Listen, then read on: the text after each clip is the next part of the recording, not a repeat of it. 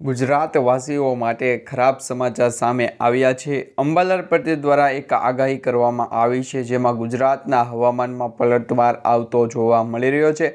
આજથી રાજ્યમાં વાવાઝોડા જેવા પવનો ફૂંકાશે અને મિત્રો ગુજરાતનું હવામાન પોતાનો જ મિજાજ બદલવા માટે સંપૂર્ણ તૈયાર રહેલું છે। ત્યારે મિત્રો આ દિવસોમાં રાજ્યમાં હવામાનનું બેવડું સ્વરૂપ જોવા મળી રહ્યું છે, જ્યાં ઘણા શહેરોનું તાપમાન 40 ડિગ્રી પાર પહોંચી ગયું છે, તો કેટલાય એવા વિસ્તારોની અંદર તાપમાનમાં ઘટાડો પણ જોવા મળી રહ્યો છે। મિત્રો ત્યાં જ કેટલાક વિસ્તારોમાં જે છે એ પલટવાર પણ જોવા મળી રહ્યો છે, જેમાં હળવા મધ્યમથી વરસાદનું પણ આગમન થાય એવી સંભાવના અત્યારે દર્શાવવામાં આવી રહી છે।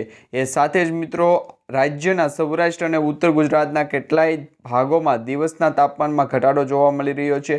આ સાથે જ આવનારા દિવસોની અંદર મિત્રો વાતાવરણમાં પલટવાર થતો જોવા મળી શકે છે। દરમિયાન હવામાન નિષ્ણાત અંબાલાલ પટેલ દ્વારા પણ કમોસમી વરસાદની આગાહી કરી દેવામાં આવી છે।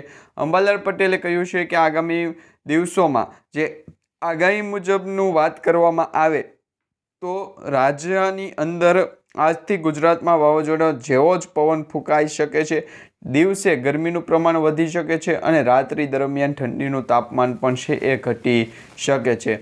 કમોસમી વરસાદની આગાહી સામે મિત્રો હવામાન શાસ્ત્રી અંબાલાલ પટેલે પણ તેમની આગાહીમાં જણાવ્યું હતું કે આગામી દિવસોમાં ગુજરાતમાં ભારે પવન ફૂંકાઈ શકે છે અને આ સાથે ગાજવીજ સાથે વરસાદ પણ પડી શકે છે। એ સાથે જ મિત્રો જે આગાહી કરવામાં આવી છે એ પ્રમાણે સેટેલાઇટ વ્યૂ પિક્ચર પ્રમાણે જોઈએ તો આવનારા સમયની અંદર મિત્રો કોઈ પણ પ્રકારની હલચલ છે થતી જોવા નથી મળતી, પરંતુ જેમ જેમ સમય આગળ વધતો જાય છે, દિવસો વધતા જાય છે, એમ મિત્રો ગુજરાત રાજ્યની અંદર તારીખ 28, 29 અને 30 માર્ચના રોજ ગુજરાતના વિવિધ વિસ્તારોમાં ભારે પવન ફૂંકાય તેવી શક્યતા રહેલી છે।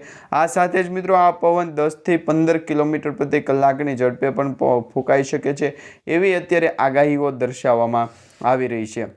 આ સાથે જ ગુજરાત રાજ્યનું જે વાતાવરણ છે એમાં પણ મોટો પલટવાર થતો જોવા મળી રહ્યો છે। અત્યારે તમે જોઈ શકો છો એમ હીટ વેવની પણ આગાહી કરવામાં આવી રહી છે। દિવસ દરમિયાન મિત્રો જે ગરમીનું પ્રમાણ છે ખૂબ જ વધુ હોય એવું પણ કહેવામાં આવી રહ્યું છે। આ સાથે મિત્રો બંગાળાની ખાડી તરફ આગળ જોઈએ તો બંગાળાની ખાડી તરફ પણ એક લો પ્રેશર સિસ્ટમ છે સક્રિય થઈ શકે છે અને આ લો પ્રેશર સિસ્ટમ સક્રિય થવાની પાછળ જે વાતાવરણ છે એમાં મોટો પલટવાર આવી શકે છે, કારણ કે મિત્રો ત્યાંથી જે ઠંડી ઋતુનો પ્રમાણ છે એ વધી શકે અને આ સાથે જ જે ઠંડી પવનો અને ઠંડા જે ગતિશીલ વાતાવરણના વાદળા છે એ ગુજરાત રાજ્ય તરફ આગળ આવી શકે એવા પણ અત્યારે છે એ સમાચાર માહિતી સ્વરૂપે મળી રહ્યા છે। જેમાં વાતાવરણમાં જે મોટો પલટવાર આવશે એ સીધી અસર ગુજરાત રાજ્યના દક્ષિણી વિસ્તાર અને દરિયાકાંઠાના જે સૌરાષ્ટ્રના ભાગો છે એ વિસ્તારોમાં છે એ કમોસમી વરસાદ અને આગાહીની પણ માવઠાની પણ આગાહી છે એ સામે આવી ગઈ છે। આ સાથે જ મિત્રો હવામાન ક્યારે પલટાશે, ક્યારે પલટવો આવશે એ વિશે વાત કરીએ તો ગુજરાત રાજ્યના જાણીતા હવામાન નિષ્ણાત અંબાલાલ પટેલ દ્વારા પણ કહી દેવામાં આવ્યું છે કે ગુજરાત રાજ્યની અંદર આગામી દિવસોનું જે વાતાવરણ એટલે કે તારીખ 30થી 31 મે સુધીમાં અમદાવાદ શહેરના વિસ્તારોની અંદર છે એ ગરમીનું તાપમાન ખૂબ જ વધવાનું છે।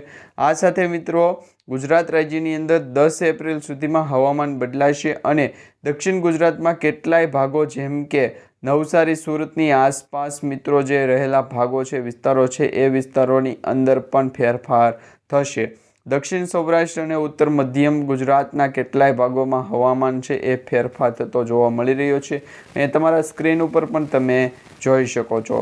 એ સાથે જ મિત્રો અંબાલાલ પટેલ દ્વારા એ પણ જણાવવામાં આવ્યું છે કે અરબી સમુદ્રમાંથી આવતા જે ભેજયુક્ત પવનો છે એ આ ભેજવાળા પવનો સીધી અસર ગુજરાત રાજ્યના વિવિધ ભાગોમાં 10 એપ્રિલ સુધીમાં થશે અને હવામાનમાં પણ બદલો જોવા મળી શકે છે। દક્ષિણ ગુજરાતના કેટલાક ભાગોમાં જેમ કે નવસારી અને સુરતની આસપાસના વિસ્તારોમાં હવામાન ફેરફાર થશે। દક્ષિણ સૌરાષ્ટ્ર અને ઉચ્ચ મધ્યમ ગુજરાતના જે કેટલાય એવા ભાગો છે ત્યાં હવામાનની ગતિમાં પણ ફેરફાર થતો જોવા મળી રહ્યું છે। આ સાથે જ ભારે વાવાઝોડાની પણ શક્યતાઓ અત્યારે દર્શાવવામાં આવી રહી છે। અંબાલાલ પટેલ દ્વારા માર્ચ મહિના પછી ગુજરાતના હવામાનમાં પણ ફેરફારની શક્યતા વ્યક્ત કરવામાં આવી છે। એમણે કહ્યું છે કે 20 એપ્રિલથી તાપમાન વધુ ગરમ થવાની સંભાવના છે। 26મી સુધી એટલે કે 26 મે સુધી છે એ ગુજરાત રાજ્યના તાપમાનમાં પણ મોટો પલટવાર છે એ જોવા મળશે. જોરદારનું વાવાઝોડાની પણ શક્યતા રહેલી છે. તેથી આ વર્ષે અમદાવાદ, વડોદરા અને પંચમહાલમાં ભારે ગરમી પડવાની પણ સંભાવના રહેલી છે.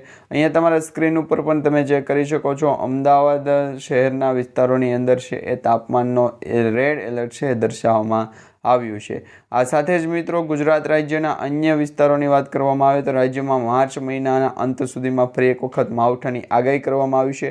હવામાન નિષ્ણાત અંબાલાલ પટેલે પણ આગાહી કરી છે કે આગામી 28થી 30 માર્ચ સુધીની અંદર ગુજરાત રાજ્યના મોટા ભાગના વિસ્તારો સિવાયના 2 થી 3 એવા વિસ્તારો છે ત્યાં કમોસમી વરસાદ પણ પડી શકે, વાદળાની પણ છે એ સંભાવના રહેલી છે.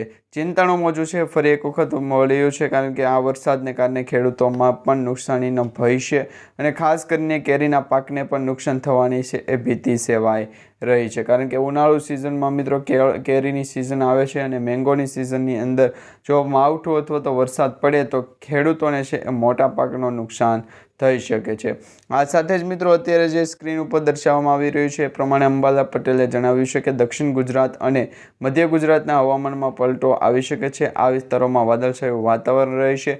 હળવેથી મધ્યમ વરસાદ પડવાની પણ શક્યતા છે અને આ ઉપરાંત દરિયા કિનારાના વિસ્તારોમાં પણ હવામાન છે પલટો જોવા મળશે.